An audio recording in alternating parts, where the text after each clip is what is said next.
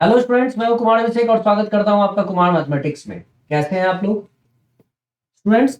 मेरे पीछे जो क्वेश्चन देख रहे हो यूपीएससी सीसैट 2021 में आया हुआ है और ये डिविजिबिलिटी कॉन्सेप्ट का क्वेश्चन है। डिविजिबिलिटी रूल अप्लाई होगा और since UPSC is conducting this exam, तो यूपीएससी जिस एग्जाम को भी कंडक्ट करती है, मैं पहले ही बोल चुका हूं, वो स्विच ऑन होता रहता है क्वेश्चन में। तो सेम आप डिविजिबिलिटी ऑफ 7 and 13, ये जो दो प्राइम नंबर्स है ना, डिविजिबिलिटी ऑफ 7 and 13, इन दोनों डिविजिबिलिटी कॉन्सेप्ट पे सबसे ज्यादा क्वेश्चंस यूपीएससी में पूछते हुए देख रहे होंगे। पिछले साल 2023 में भी क्वेश्चन आया हुआ है डिविजिबिलिटी कॉन्सेप्ट ऑफ 13 पे और 11, 7 and 13 पे। तो इसीलिए 7 का डिविजिबिलिटी और 13 के डिविजिबिलिटी पे हम लोगों को फोकस करना है। टीडीएस में पूछा गया था डिविजिबिलिटी बाय 13 और सेम क्वेश्चन आप जो देख रहे हो 2021 में सेम क्वेश्चन पूछा गया है डिविजिबिलिटी बाय 7 सीसैट में। तो ये समझ लो कि जो हम लोग सीरीज कर रहे हैं, अगर मैं सीडीएस के क्वेश्चंस को, सीडीएस में जो पूछा गया है किस तरह के क्वेश्चन को वो नंबर सिस्टम में पूछते हैं, अगर वहां से उठा लूं और फिर हम लोग यहाँ इस चीज को एक्सप्लेन करें तो कहीं ना कहीं बहुत बेनिफिशियल होगा। खैर, इस पहले तो डिविजिबिलिटी बाय 7 को समझ लेते हैं, फिर 13 मैं ऑलरेडी पढ़ा चुका हूं। 13 और 7 की डिविजिबिलिटी नंबर सिस्टम में पढ़ा चुका हूं, तो वो वीडियो अपलोडेड होगा, नहीं तो एक और वीडियो मैं अपलोड करूंगा, देख लेना आप। यहाँ पे चीजों को समझते हैं किस तरीके से अप्लाई किया गया है इस क्वेश्चन में, इस तरह के क्वेश्चन को कैसे सॉल्व किया जाए। ठीक है, चलिए पढ़ते हैं, समझते हैं। The number 3798125 P369 is divisible by 7. What is the value of the digit P? तो भाई साहब, आपको इसमें value of the digit P find out करना है कि क्या डिजिट P का वैल्यू होगा। ठीक है, अब देखो तो 1 2 3 4 5 6 7 8 9 10 11 डिजिट का नंबर है। इतना आसान नहीं होगा अगर हम इन चीजों के डिविजिबिलिटी के कॉन्सेप्ट को नहीं समझते हैं। तो पहले तो आपको डिविजिबिलिटी के कॉन्सेप्ट के बारे में बता दूं, डिविजिबिलिटी बाय 7 के बारे में। ठीक है, उसके बाद ही कुछ फायदा होगा। डिविजिबिलिटी बाय 7 को थोड़ा समझ लो आप। ठीक है, डिविजिबिलिटी बाय 7 and 13 हमारे लिए बहुत इंपॉर्टेंट है और 11 भी। तो पिछले साल भी क्वेश्चंस आया हुआ है, तो 13 पे भी हम लेकर आएंगे। सेम टाइप का है, इसीलिए अगर एक बता दूंगा तो दूसरा भी आप कवर कर सकते हो। डिविजिबिलिटी बाय 7 कहता है, डिविजिबिलिटी बाय 7 में होता है कि आप जो भी नंबर है, ठीक है, अगर आपको पता करना है कि ये नंबर डिविजिबल बाय 7 है या नहीं, तो इसका जो बेसिक रूल है वो ये कि आप साइड वाले नंबर को देखो 1, यूनिट डिजिट को देखो, जो भी नंबर है उसके यूनिट डिजिट को देखो, क्या है 1 है। इस यूनिट डिजिट को करो 2 से मल्टीप्लाई, जो यूनिट डिजिट को 2 से मल्टीप्लाई करके क्या आएगा, 2 आएगा। तो जो भी प्रोडक्ट आएगा, जो भी प्रोडक्ट आया उसको रेस्ट ऑफ द नंबर 443 से सब्ट्रैक्ट कर दो। जैसे ही सब्ट्रैक्ट करोगे ये क्या आ जाएगा, 441। तो जो आया है ना, जो रिजल्ट आया है, अब क्या करेंगे, उसी रिजल्ट को फिर उसी रिजल्ट के यूनिट डिजिट को, जो आएगा उस रिजल्ट के यूनिट डिजिट को जिसको 1 को फिर से हम वही करेंगे 2 से मल्टीप्लाई। ठीक है, जब यूनिट डिजिट को फिर से 2 से मल्टीप्लाई किया तो फिर से 2 आ गया, तो फिर से 2 आया, तो इस 2 को बाकी जो बचे हुए नंबर 44 है, ठीक है, उसमें से सब्ट्रैक्ट करेंगे, कितना आ गया 42। अब ये जो 42 आया, देखो तो ये 7 से डिविजिबल है कि नहीं है, तो 42 इज एक्चुअली डिविजिबल बाय 7। तो हम कहेंगे 4431 इज ऑल्सो डिविजिबल बाय 7। तो इसका मतलब डिविजिबिलिटी ऑफ 7 क्या कहता है, डिविजिबिलिटी ऑफ 7 कहता है कि अगर आप नंबर के यूनिट डिजिट को 2 से मल्टीप्लाई करते हैं और यूनिट डिजिट को 2 से मल्टीप्लाई करने के बाद जो प्रोडक्ट आता है वो रेस्ट ऑफ द नंबर से, जैसे यहाँ 443 था, 443, रेस्ट ऑफ द नंबर से सब्ट्रैक्ट करते हैं, you will be getting new result here. अब उस रिजल्ट के भी यूनिट डिजिट को आप 2 से मल्टीप्लाई करोगे, जो आएगा प्रोडक्ट आप रेस्ट ऑफ द नंबर से सब्ट्रैक्ट करोगे, और ये तब तक करोगे कि जब तक आपको एक ऐसा रिजल्ट ना आ जाए जो रिजल्ट आपको यहां बता सके कि ये जो नंबर है वो 42 से, वो 7 से डिविजिबल है कि नहीं है। That means you will have to keep on doing the same procedure so far you don't get a number or you don't get a result which can be easily identified as divisible by 7 or not, right? तो अगर समझ में आ गया कि हाँ finally ये number divisible है 7 से, तो ये नंबर 4431 भी डिविजिबल है 7 से। ये बहुत as simple as it is. ठीक है, एक और क्वेश्चन इसी पे मैं करके दिखाता हूं। डिविजिबिलिटी बाय 7 को यहां भी चेक करता हूं मैं। 9 है, 9 मल्टीप्लाई मतलब 37,289 है या नहीं, इसको पता करता हूं। तो 9 टू जा 18 आया। मैं एक काम करता हूं, 18 सब्ट्रैक्ट करता हूं 3728 में से। ठीक है, जैसे ही सब्ट्रैक्ट करूंगा तो मुझे यहाँ पे क्या मिल रहा है, 3710। चलो इस जीरो की बात का कोई मतलब नहीं बनता है। अगर जीरो को फिर भी मैं चलो कर लेता हूँ 2 से मल्टीप्लाई। जीरो आया, जीरो सब्ट्रैक्ट कर दिया तो क्या होता है 371। वैसे जीरो को हटा भी देते तो भी फर्क नहीं पड़ता। इस वन को देखो, वन को 2 से मल्टीप्लाई करो, 2 आया। ठीक है, और 2 सब्ट्रैक्ट कर दो 37 से, क्या आ गया 35।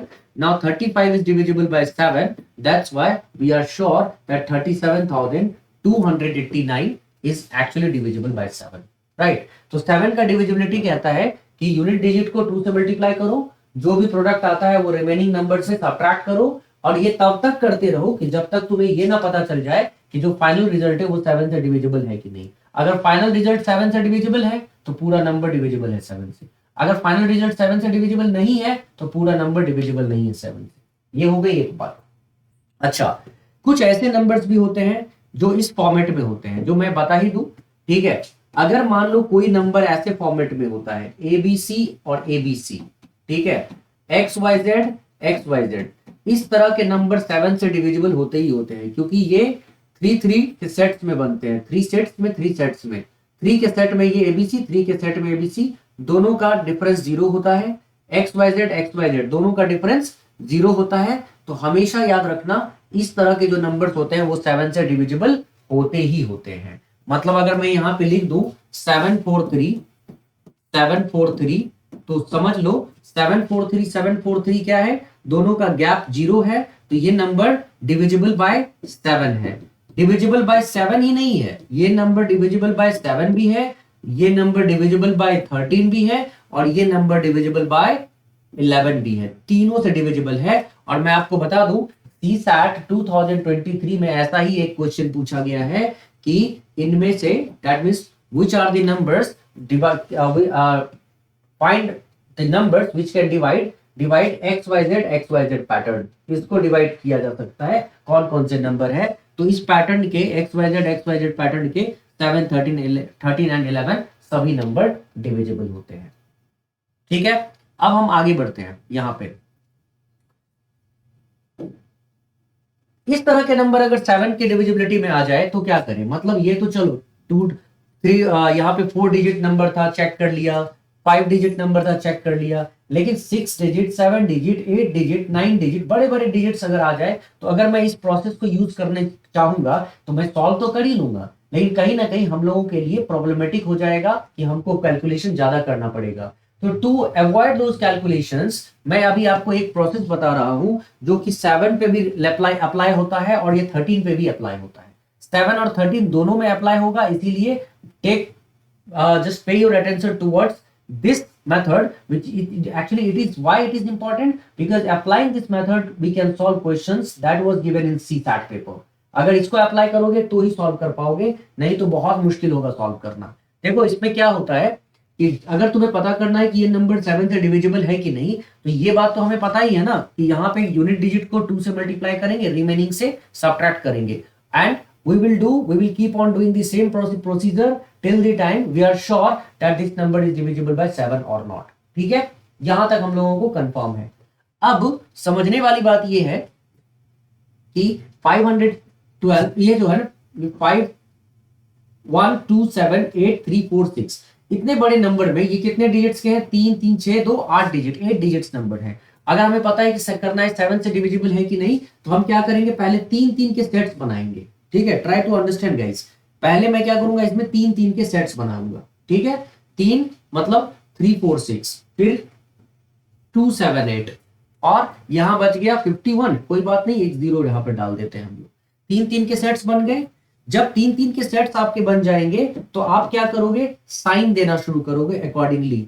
ठीक है, ऑल्टरनेट साइन डालोगे। जैसे अगर यहाँ पे प्लस साइन डाल रहे हो तो यहाँ पे माइनस का साइन डालोगे, फिर यहाँ पे प्लस का साइन डालोगे, और इसके बाद अगर होता तो फिर प्लस का साइन डालते। मतलब ऑल्टरनेट साइन यहाँ पे चल रहा होता, प्लस माइनस प्लस माइनस। पहले तो 3 3 के सेट्स में इसको बना लो। ठीक है, 3 4 6 2 7 8 0 5 1, और उसके बाद प्लस माइनस प्लस माइनस ऐसे करके साइन डालोगे। अच्छा, अगर यहाँ माइनस डाल रहे हो तो यहाँ माइनस, तो यहाँ प्लस, फिर यहाँ माइनस। ठीक है, इस तरह से ऑल्टरनेट साइन डालना है। और इन साइन के यूज को ऐसे हम लोगों को इन साइन को रखना है कि जब हम ये सम अप करेंगे, हम यहाँ फाइंड आउट करेंगे, तो चाहे वो पॉजिटिव वैल्यू दे या नेगेटिव वैल्यू दे, हमें लेना है उसका पॉजिटिव वैल्यू ही, मतलब मॉडुलस वैल्यू लेना है उसका। मतलब मैं दिखा रहा हूं, देखो समझो। मैं यहाँ पे 346 को प्लस 346 लिखूंगा, ठीक है। फिर मैं यहाँ पे 278 को माइनस 278 लिखूंगा, और फिर यहाँ पे 51 को प्लस 51 लिखूंगा। प्लस वाले को प्लस के साथ जोड़ दूंगा, अगर माइनस वाला होता तो माइनस वाले को माइनस वाले के साथ जोड़ता। ठीक है।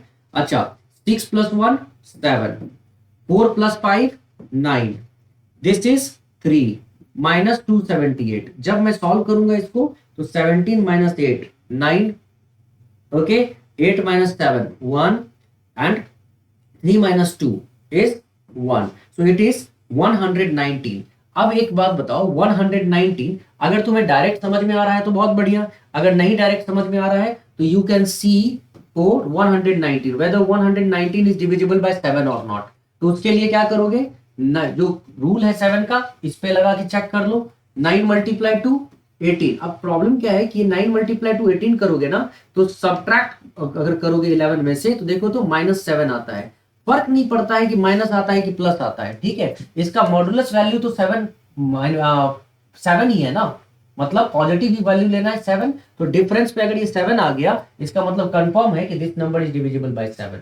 वैसे भी अगर 119 को अगर तुम 7 से डिवाइड करते तो देखो कितना होता है। 7 से डिवाइड करने पे 7 × 1 = 7 एंड 7 × 7 = 17 × 7 विल गिव यू 119।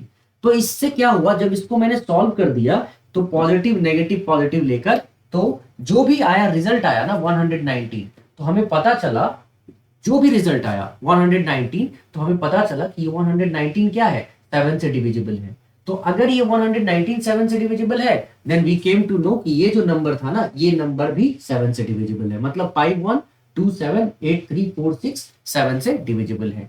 बच्चे, अगर ये चीज समझ में आ गया तो इसका यूज हम लोग बहुत ही प्यारे तरीके से करेंगे। कैसे करेंगे जरा समझना, ठीक है। इस क्वेश्चन को सॉल्व करने में यूज करेंगे। क्वेश्चन क्या था, देखो अब क्वेश्चन को। Number 3798 15 P 369। अगर मैं यहां पे उठाता हूं 3798 125 P 369, और मैं देखना चाहता हूं कि whether this number is divisible by 7 or not, तो what should be the value of this P so that this number is divisible by 7। तो हमें ऐसे तो पता चलेगा नहीं, तो हमने जो प्रोसीजर सीखा है उस प्रोसीजर को अगर मैं यहाँ यूज कर लूं तो मैं ऐसे यूज करूंगा। यहाँ पे 3 के सेट्स फॉर्म करूंगा, 3 नंबर के सेट्स फॉर्म करूंगा, और फॉर्म करने के बाद यहाँ प्लस लिखूंगा, यहाँ माइनस लिखूंगा, फिर प्लस लिखूंगा, फिर माइनस लिखूंगा, ठीक है। प्लस वाले को प्लस वाले के साथ रखूंगा, जैसे plus 369 plus 981 minus 25P minus 37। Okay, now पहले तो इसको ऐड कर दो। 9 + 1 10, 6 + 8 14 + 1 15, 3 + 9 12 + 1 30, दिस इज 1350। अच्छा, माइनस 37, क्योंकि 25P तो डायरेक्ट माइनस हो नहीं सकता है जब तक कि P की वैल्यू नहीं आएगी, तो -37 माइनस 25P। जब मैंने इसको सॉल्व किया 1350 में से 37, तो ये आ गया 1313 और माइनस 25P। अब मुझे पता करना है कि ये जो P की वैल्यू है ये क्या हो जाए। मतलब ये देखो, ये सॉल्व करके जो रिजल्ट आएगा, ये जो सॉल्व करके रिजल्ट आएगा, अगर ये रिजल्ट 7 से डिविजिबल हुआ तो ये पूरा का पूरा नंबर 7 से डिविजिबल होगा। लेकिन उसके लिए P की वैल्यू का जानना बहुत जरूरी है कि आखिर ये P की वैल्यू क्या है, जिससे कि हमें पता चले कि ये रिजल्ट डिविजिबल है। तो अगर इसके बारे में नहीं पता चल रहा है तो हम क्या करेंगे, यहाँ पे ऑप्शंस का यूज करके देखेंगे। जरा आओ ऑप्शन का यूज करके देखते हैं। 1 2 3 जो भी ऑप्शन लगाने की जरूरत पड़ी हम सब लगा के देखेंगे। सबसे पहले मान लो कि पहला ऑप्शन 1 लगा के देखते हैं। P = यहाँ पे 1 लगा के देखते हैं। तो बच्चे, अगर P = 1 लगाएंगे तो ये क्या होगा, 1313 माइनस 2P1 मतलब 251। जब मैंने इसको सॉल्व किया तो 3 - 1 = 2, 11 minus 5 is 6 and 2 minus 2 is 0. So this is actually 1062. So 1062 is divisible by 7. Check कर लो, अगर चेक करना है तो 2 को 2 से मल्टीप्लाई करो, 7 की डिविजिबिलिटी को देखो, 4 आता है, 4 माइनस करो, इट इज 102. फाइन. 102 7 से डिविजिबल है? नहीं है भाई, क्योंकि अगर तुम फिर से करते हो 2 इंटू 2 ये आता है 4 और 4 सब्ट्रैक्ट करते हो तो यहाँ 6 आता है. 6 इज नॉट डिविजिबल बाय 7. तो ये अगर मैं p को 1 रख दूं तो जो भी नंबर आता है 1062 is not divisible by 7. Right. तो that's why a can't be our answer. ठीक है. तो अगर a आंसर नहीं हो सकता है तो क्या करें? अब हम लोगों को दूसरा ऑप्शन 6 को ट्राई करना चाहिए. ठीक. तो मैं 6 को ट्राई करता हूं. मैं यहीं पर ट्राई करूंगा 6 को. ठीक. मैं यहां पे जहां 251 रख रहा हूं. ठीक है. जैसे ये p क्या है, यहां पे p क्या है, पहले रखा था मैंने 1, लेकिन यहां पे p रख रहा हूं इस बार 6. तो 256. अब जरा देखो तो 13 minus 6 7, 10 minus 5 5, 2 minus 2 0. It is 1057. Right. अब देखो 1057 इज डिविजिबल बाय 7 और नॉट. तो 7 मल्टीप्लाई 2 इज 14. और जैसे ही मैं 14 इसमें से माइनस करता हूं तो ये आता है 91. And we know that 91 is divisible by 7 होता है ना 13 टाइम्स पे. तो इसका मतलब ये 6 रख के, p की वैल्यू को 6 रख के जब मैं यहां पे सॉल्व करता हूं तो मैं देखता हूं एक ऐसा नंबर आया जो 7 से डिविजिबल हो गया. तो इसका मतलब ओवरऑल फाइनली इसका जो आंसर होगा इस क्वेश्चन का वो होगा 6. B is the correct answer.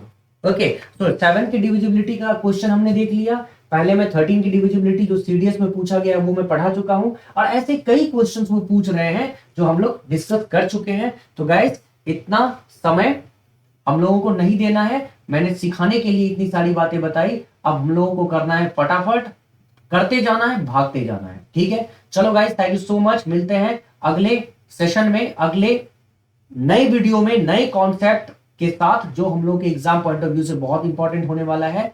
ठीक है. उससे पहले एक और बात, एक और इंफॉर्मेशन कि जिस बच्चे को मेरे साथ मेरे ऐप पे जुड़ना है तो कुमार मैथमेटिक्स ऐप को डाउनलोड कर सकते हैं.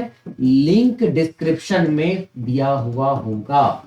ठीक है. ये जो ऐप है ये डाउनलोड कर सकते हैं.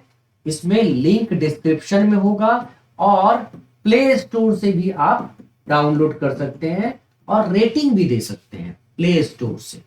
ठीक है बच्चे. चलिए मिलते हैं हम लोग नेक्स्ट सेशन में, नेक्स्ट वीडियो, न्यू कॉन्सेप्ट और काम जबरदस्त कॉन्सेप्ट के साथ. Thank you so much. Bye. Take care. जय हिंद.